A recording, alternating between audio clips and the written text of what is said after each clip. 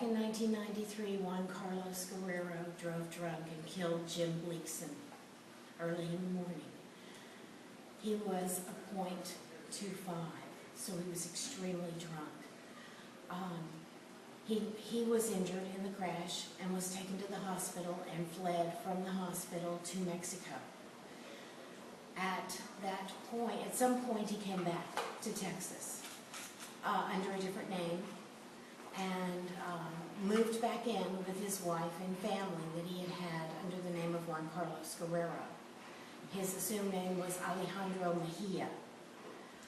He picked up 2 additional DWIs after killing Jim Bleekson, and today he pled no contest. He will be found guilty, and he pled open to the court so the judge may decide his sentence on September 27th.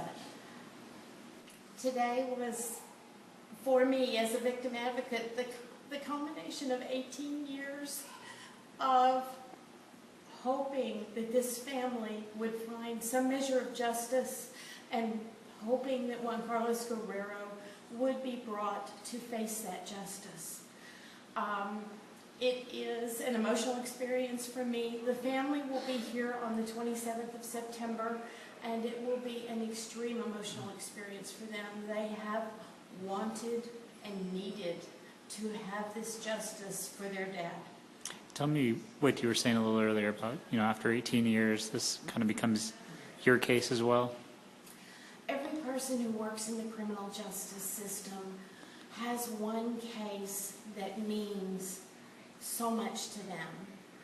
And this is the case that has been something I have lived with for 18 years. I'm in the process of retiring, and now, because this is solved, I can retire knowing that this family that I have become so close to through the years will have found a measure of justice. Many people participated in Juan Carlos Guerrero's arrest. The beginning of that process occurred when I was involved in a press conference at the 10-year anniversary of the crash at the church where Jim Bleekson went. A forensic artist created age-enhanced pictures based on his driver's license, and a Crime Stopper tip was received, which led us to Alejandro Mejia. Many people from that point on did the scientific and judicial work that was necessary to bring about the arrest, and ultimately today, the plea. Were there points where you thought you were just going to have to let this go, and it was?